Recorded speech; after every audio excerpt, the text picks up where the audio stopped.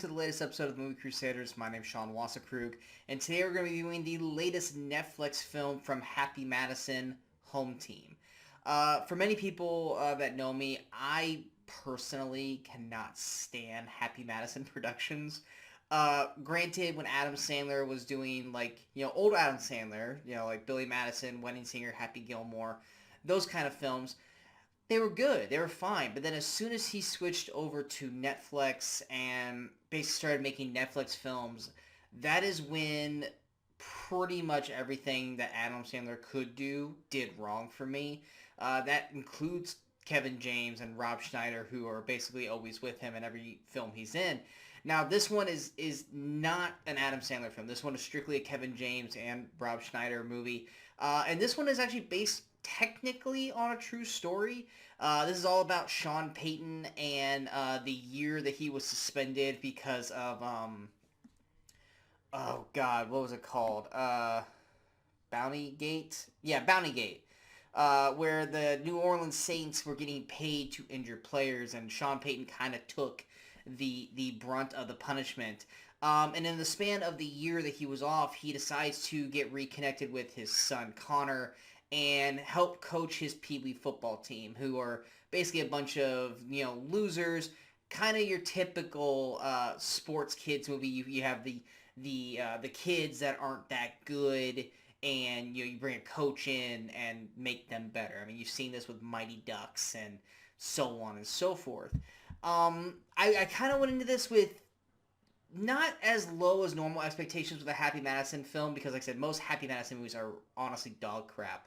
But because this was a kind of based on a true story, and Kevin James was playing Sean Payton and not really trying to ham it up like Kevin James normally does, I kind of held out a little bit of hope on this. And surprisingly, and I say this at the lowest of lows, surprisingly, this is nowhere near as bad as most Happy Madison production films.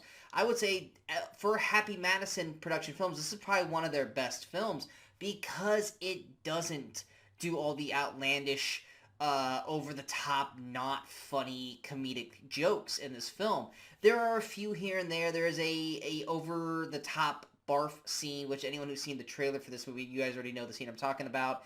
And in the beginning of the film, there are some kind of lines of dialogue that are very cringy and just kind of dumb.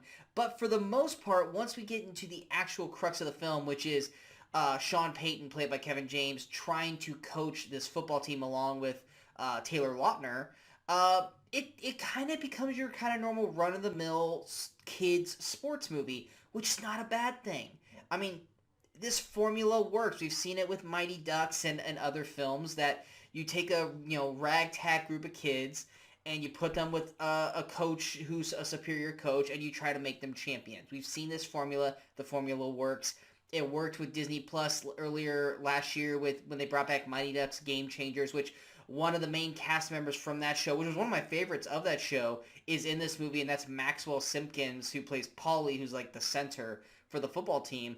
Like I said, the Happy Madison jokes are very few and far between. Most of them are kind of set to for Gary Valentine, who's Kevin James's brother. He's one of the assistant coaches. He is the one who takes the crux of the Happy Madison jokes. So if you can kind of deal with his character throughout the film, I think you're going to be okay.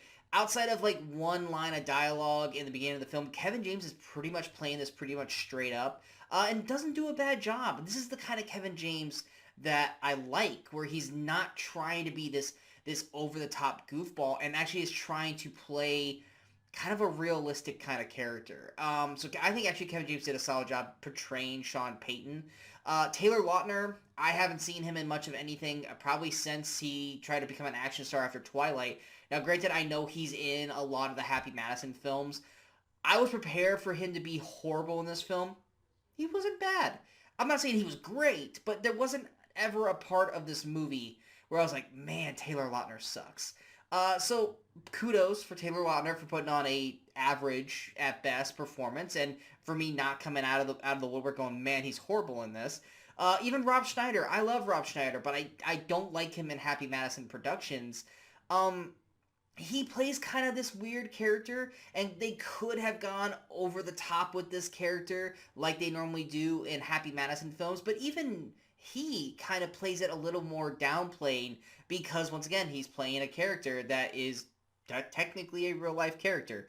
The rest of the cast, I think, all are decent, if not kind of forgettable. I will say Isaiah Mustafa, everyone knows from the Old Spice ads, he plays kind of the rival coach, and he is kind of over the top, but it's Isaiah Mustafa, and we love Isaiah Mustafa, and none of his stuff is really cringy. It's just kind of like, man, this guy could have been huge. I really wish this guy would do more work.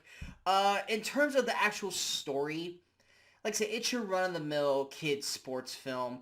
What hurts home team, and I'm not saying like it detrimentally makes it bad, is that the one thing that these sports movies, such as the Mighty Ducks or Little Giants or of the sort, is that the kids, there's this heart in the game. Now, like, I'm not saying any of the kids here are bad, because they're not.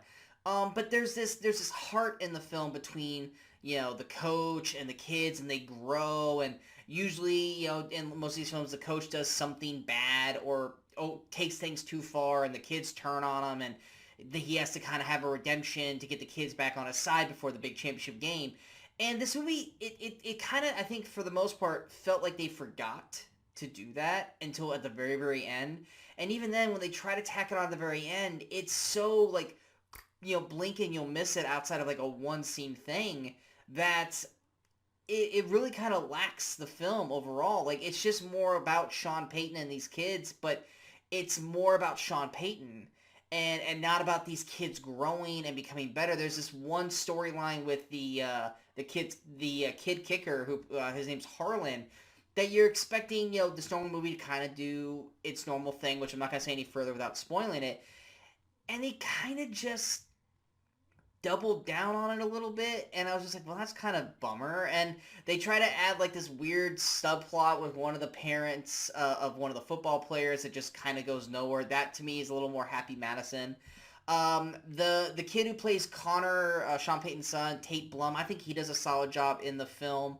And like I said, Maxwell Simpkins as Paulie. I mean, the kid is funny and charismatic for kind of playing kind of the nerdy kid, and he does well in this. If you liked him in Mighty Ducks Game Changers, you're gonna like him in this as well. Yeah, it's not a bad film. It's not a good film, but it's definitely kind of like right there in the average area. But for a Happy Madison film, it's definitely one of the better ones.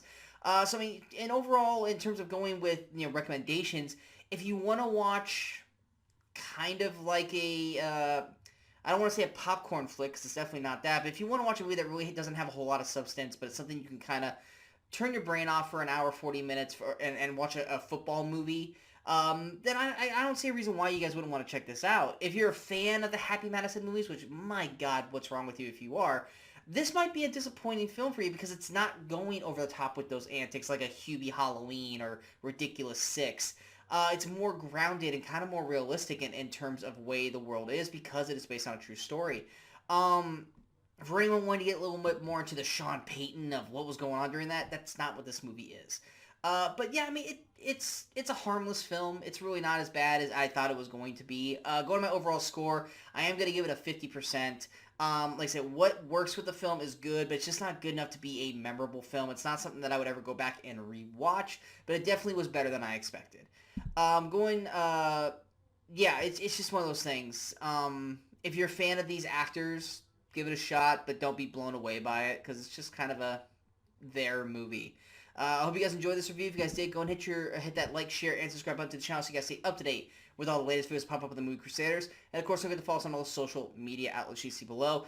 Coming up next, we also got a review for the HBO Max film, The Fallout. We also have Brian Michaels and myself doing a Jackass franchise retrospective as we talk about the 3 previous films right before Jackass Forever comes out this Friday. We will also have a review for Jackass Forever as well. We will also have our new show called the Movie Crusaders Chat About, where we talk about why we love movies. Then next week, we have our Valentine's Day episode where we will be doing Happily Ever After, where we go over 50 rom-com couples, and Brian and I debate whether or not we think they are still together after the credits roll, or they are part of the 50% divorce rate. We will definitely be doing into that. Plus, other movie reviews. I may check out Moonfall. I can't guarantee I will or not. And then also next week you got Marry Me, and I think it's I Want You Back on was it Amazon or Netflix with Charlie Day. So we got plenty of stuff coming out. But yeah, feel free to check out Home Team. Just don't be blown away by it. Until next time, in case I don't see you, good morning, good afternoon, and good night, Movie Crusaders.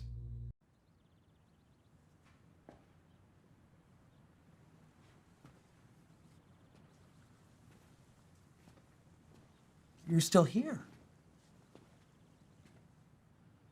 It's over. Go home.